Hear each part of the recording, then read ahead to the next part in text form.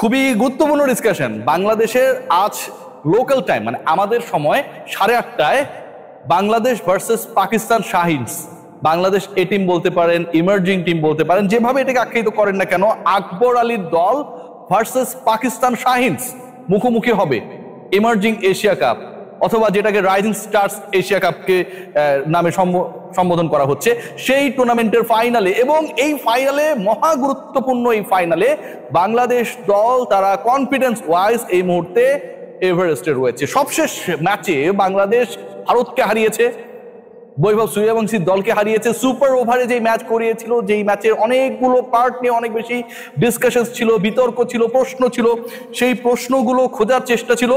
সেই ম্যাচে জয়, ফাইনালি বাংলাদেশ আজকে ফাইনাল স্পট করে নিয়েছে পাকিস্তানের বিপক্ষে। এই ম্যাচে নামার আগে বাংলাদেশ ক্লিয়ারলি ফেভারিট, এবং এর পেছনে মিনিমাম 4টা রিজনস রয়েছে। আপনারা আমার সাথে একমত হবেন, আলোচনাটা শোনার জন্য অনুরোধ করছি। 1 নাম্বার কারণ যেটা, যখন আপনি এরকম একটা শ্বাসরুদ্ধকর সেমিফাইনাল খেলবেন এগেইনস্ট ইন্ডিয়া, যে ইন্ডিয়ার ক্যাপ্টেন বলেছিল যে তারা এখানটায় আসছে ট্রফিটাকে আপলিফট করে ধরার জন্য, আকবর আলী বলেছিল যে দাদা টেনশন করেন না, আমরাও কিন্তু আছি, you have to count us.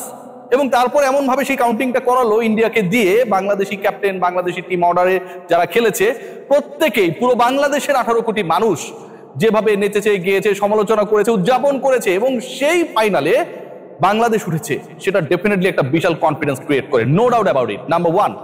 Number 2, আপনারা যদি খেয়াল করেন যে বাংলাদেশের এই ফাইনালে তোলার ক্ষেত্রে we had seen some good innings. আমরা মেহরাবের ভালো ইনিংস দেখেছি, আমরা হাবিবুর রহমান সোহানকে ভালো ব্যাট করতে দেখেছি, বাট রিপন মন্ডলের বোলিং সুপার ওভারে টানা 2টা, এবং এই 2টার বাদ দিয়ে লাস্ট ওভারকে যদি আপনি কাউন্ট করেন তাহলে টানা 8টা ডেলিভারি ছিল ইয়র্কার। টানা 2 বলে 2 উইকেট নিয়ে বাংলাদেশের টার্গেটটাকে মাত্র 1 রান করানোর ক্ষেত্রে he played a very big role, a very significant role. Ripon Mondal আজকের ম্যাচে আমার কাছে মনে হয় আবারও গেম চেঞ্জার হতে পারে, এবং সেই রিপন মন্ডল যিনি গেম চেঞ্জার হতে পারে, তিনি কিন্তু এমন না যেটা আসলে কাকতাল ভাবে লাস্ট ম্যাচে ভালো করেছিল।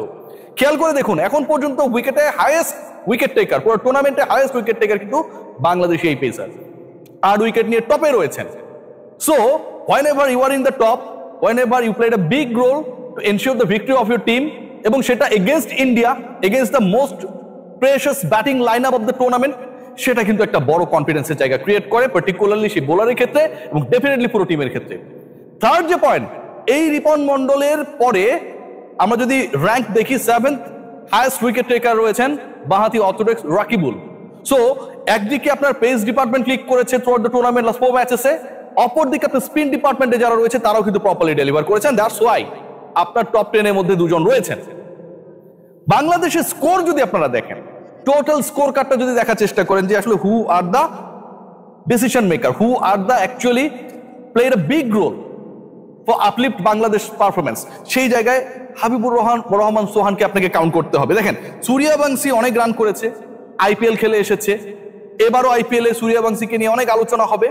থ্রু আউট দ্য টুর্নামেন্ট আমরা দেখেছি যে মানে খুব অল্প বল খেলে, 31-32 বল খেলে শতক হাঁকানোর সেই ব্যাপারটা ছিল। হাইয়েস্ট রান তিনি করেছেন, এবং তার রানটা হচ্ছে টুর্নামেন্টে সো ফার, আপনারা যদি খেয়াল করে দেখেন সেটা আমার কাছে যে স্ট্যাট রয়েছে 239। সমান সংখ্যক 4টা ইনিংস খেলে বাংলাদেশের সোহানের রান হচ্ছে হাবিবুর রহমান সোহান, নুরুল হাসান সোহান না, 202।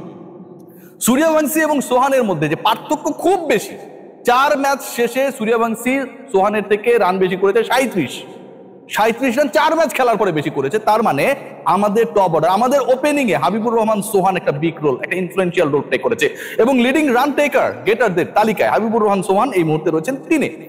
আজকের ম্যাচে সোহানের চান্সেস রয়েছে নিজেকে আরেকটু যদি মেলে ধরতে পারেন, এই মহা গুরুত্বপূর্ণ ম্যাচে হাইয়েস্ট রান গেটার হয়ে যাবেন, এবং সেই যোগ্যতা রয়েছে। লাস্ট ম্যাচে যেভাবে তিনি খেলেছিলেন, 60+ একটা ইনিংস খেলেছিলেন 42 or 3 বলস এর মধ্যে। সো এটা একটা কনফিডেন্সের জায়গা। বাংলাদেশ দলের আরো একটা বড় কনফিডেন্সের জায়গা, খেয়াল করে দেখুন টিম টোটালস এর ক্ষেত্রে যদি আমরা দেখি, এটাও খুব ইন্টারেস্টিং। হাইয়েস্ট টিম টোটালস হচ্ছে ইন্ডিয়ার, তারা করেছে 297 রান 4 উইকেট হারিয়ে, সেটা করেছে ভাই ইউএইর বিপক্ষে। কিন্তু বাংলাদেশ থার্ড হাইয়েস্ট টোটাল এবারে টুর্নামেন্টে যেটা করেছে, সেটা করেছে 194, এবং সেটা ইন্ডিয়ার এগেইনস্টে। বাংলাদেশের উপরের যে 2টা ইনিংস রয়েছে, হাইয়েস্ট রান যেটা হয়েছে বিভিন্ন দলে, দলীয় টোটালের কথা যদি বলি, একটা ইন্ডিয়ার আরেকটা পাকিস্তান শাহিনসের, সেই পাকিস্তান শাহিনসও কিন্তু ওমানের বিপক্ষে করেছে। মানে বাংলাদেশের উপরে দলীয় টোটাল যে দুটো রয়েছে, একটা ইউএর বিপক্ষে, একটা ওমানের বিপক্ষে, একটা ইন্ডিয়া করেছে, একটা পাকিস্তান করেছে। কিন্তু বাংলাদেশ 194 করেছিল কিন্তু ইন্ডিয়ার এগেনস্টে। ইন্ডিয়ার এগেনস্টে বাংলাদেশ যখন 194 করে পাকিস্তানের এগেনস্টে, আজকের এই ম্যাচে ডেফিনেটলি বাংলাদেশের ব্যাটিং অর্ডারে একটা বড় কনফিডেন্সের জায়গা ক্রিয়েট হয় এবং আজকে বাংলাদেশ সেই কনফিডেন্স অনুযায়ী খেলবে। বাংলাদেশ সেই কনফিডেন্সের জায়গা, অ্যাপ্লিকেশনসের জায়গা সাকসেসফুল হবে, এ নিয়ে আমি খুব বেশি ডাউটফুল হতে চাই না। রিপন মন্ডল, হাবিবুর রহমান সোহান, ওভারঅল ব্যাটিং পারফরমেন্স, লাস্ট ম্যাচে ইন্ডিয়াকে হারানো আমার কাছে মনে হয় বাংলাদেশকে একটা বিশাল আত্মবিশ্বাসের জায়গা দিয়েছে। তবে এই ম্যাচের আগে বড় ডিসকাশন, ইয়াসির চৌধুরী রাব্বি কি দলে থাকবেন? ইয়াসির চৌধুরী রাব্বিকে কি 11-এ আজকে বিবেচনা করা হবে? লাস্ট ম্যাচে 9 বলে 17 রান করেছিলেন, শেষের দিকে নেমে ওই সময় যারা ছিলেন তারাই রান করেছে। মেহরাব তো 6টা ছক্কা মেরেছেন, সোহান মেরেছেন 5টা ছক্কা। তার মানে you were in a situation, in a wicket, যেখানটায় আপনি ক্যাপিটালাইজ করতে পারেন। বরং 9 বলে 17 রানটা আমার কাছে কম মনে হয় সেই সিচুয়েশনে। এবং একই সাথে ইয়াসির চৌধুরী রাব্বিকে যখন শুরুতেই ওই 1 রান তাড়া করতে নামানো হলো, সেখানটায় তিনি যে বোকামির পরিচয় দিয়েছেন, নির্বুদ্ধিতার পরিচয় দিয়েছেন, ব্রেইনলেস ক্রিকেট অ্যাপ্লিকেশনস করেছেন, বাংলাদেশকে আরো একবার সুপার ওভারে নামানোর পরিক্রমায় তিনি চলে গিয়েছিলেন। দ্যাট ওয়াজ আমার কাছে মনে হয় very much blunder by a batter. আপনার দরকার 1 run, you are having 6 balls and you are trying to hit a 6 boundary or over boundary. কেন, মাথার মধ্যে কি কাজ করছিল আমরা জানি না। সো এরকম একজন ক্রিকেটার কে যে সেন্সিবলি প্রপারলি এক্সিকিউট করতে পারে নাই, তাকে যদি আপনি আজকের ম্যাচেও মনে করেন যে মহা গুরুত্বপূর্ণ, বাংলাদেশ জিতলেই তো চ্যাম্পিয়ন হয়ে যাবে, রাইট? সেরকম সুযোগ emerging Asia cup, rising stars Asia cup বাংলাদেশের জন্য this is the second final. এর আগেও বাংলাদেশ কিন্তু ফাইনালে খেলেছিল ব্যাক ইন 2029 এগেইনস্ট পাকিস্তান, এবং সেটা আমাদের হোমেই হয়েছিল। সো এবার বাংলাদেশের সেকেন্ড ফাইনাল চ্যাম্পিয়ন হওয়ার সুযোগ, সেখানটায় ইরেসপন্সিবল কোনো ক্রিকেটারকে আপনি কি সুযোগ দেবেন কিনা? সেটা যদি আপনি দেন এবং তারপরে যদি আরো একটা ঘটনা ঘটে, ফেইল করে, এক্সিকিউট করতে না পারে, সেই ব্যর্থতার দায় কে নেবে? লাস্ট ম্যাচে ইয়াসির চৌধুরী রাব্বি অলমোস্ট বাংলাদেশকে হারিয়ে দিয়েছিল। তার আগের আরেক ম্যাচে যেখানটায় বাংলাদেশের হয়ে ছক্কা মারলে ওই ম্যাচটা টাই হয়ে যায়, হি ওয়াজ ট্রাইং টু হিট আ 4। যেই ম্যাচে ছক্কা মারার দরকার সেই ম্যাচে তিনি 4 মারার চেষ্টা করেন। যেই ম্যাচে 1 রান নিলেই বাংলাদেশ জিতে যাবে এগেইনস্ট ইন্ডিয়া, এবং শুধু জিতবে না, ফাইনাল এনশিওর করবে, সেই ম্যাচে তিনি উইকেট বিলিয়ে আসেন। সার্কেলের বাইরে শুধুমাত্র একজন ফিল্ডার ছিল, ইয়াসির চৌধুরী রাব্বি তাকেই খুঁজে বের করলেন।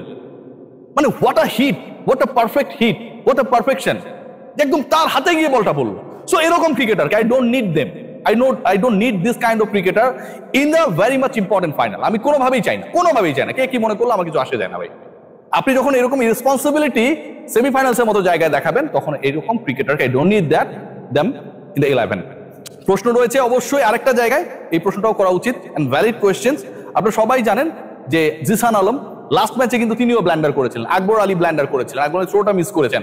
জিসান আলম যেই জায়গায় ক্যাচ মিস করেছেন, যেভাবে মিস করেছেন, ক্যাচ মিস করার পরে তিনি ওই 1 বলে 4 রান দরকার, ওই সময়টা যে থ্রোটা করেছেন, অ্যাজ ইফ যে জিসান ওয়াজ ওয়ান্টিং যে তারা যত দৌড়িয়ে রান নিতে পারে নিয়ে নিক, নো প্রবলেম।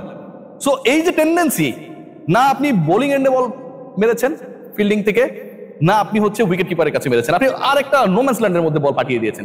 সো এটাকেও আসলে সাপোর্ট করার সুযোগ নেই। But we have to carry out Zishan, আমার কাছে মনে হয় জিসান থাকবে। But I don't think that Yasir Chowdhury Rabbi should be given the chance in the 11। বাংলাদেশের জন্য বিগ অপরচুনিটি, ইন্ডিয়ার পরে পাকিস্তানকে হারানো, ইন্ডিয়াকে হারিয়ে ফাইনালি যাওয়া দলটা পাকিস্তানকে হারিয়ে ফাইনালে চ্যাম্পিয়ন হবে, এর থেকে বেটার মোমেন্ট আর হইতে পারে না। সবাই ভালো।